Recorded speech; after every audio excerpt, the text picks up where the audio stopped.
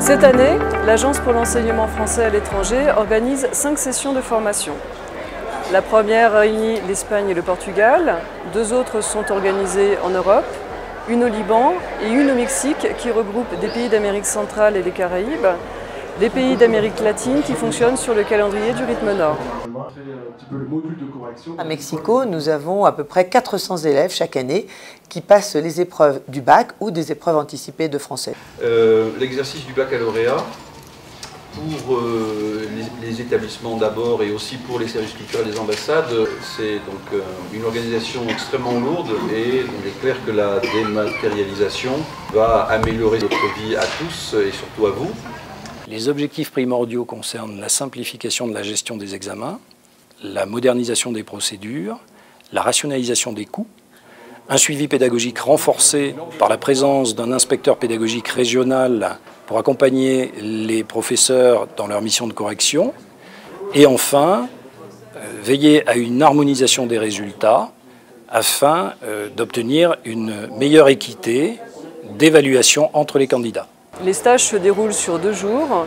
La première journée est consacrée aux chefs d'établissement et la seconde journée est exclusivement consacrée aux professeurs correcteurs du baccalauréat qui ont vocation à démultiplier cette formation et à se positionner comme leader de pratique. En ce qui concerne la formation à la correction, elle consiste principalement à expliciter les différentes fonctionnalités du module de correction et à répondre aux interrogations des correcteurs concernant les pratiques à adopter et pour faire face aux changements. Auparavant, les corrections étaient strictement manuscrites et souvent un isolement pouvait se faire sentir entre les enseignants correcteurs. Grâce au support numérique, Viatic en l'occurrence, les enseignants peuvent désormais échanger en temps réel, soit par un forum, soit par une messagerie qui permet d'harmoniser finalement les copies sans attendre une réunion en fin de correction.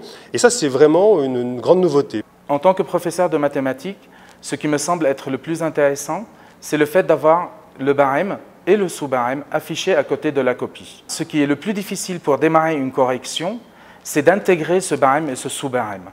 Le fait qu'il soit toujours là nous permet de ne pas avoir à faire cet exercice-là. C'est un allègement considérable des tâches liées à l'organisation du baccalauréat. Nous n'avons plus, par exemple, à anonymer les copies, à les massicoter, à les transmettre, à les transporter, à les réceptionner, à brasser les lots. Tout cela est maintenant automatisé. La numérisation va permettre aux collègues de travailler dans d'excellentes conditions de sécurisation, va permettre une harmonisation au sein des corps enseignants pour les disciplines dans les meilleures conditions possibles.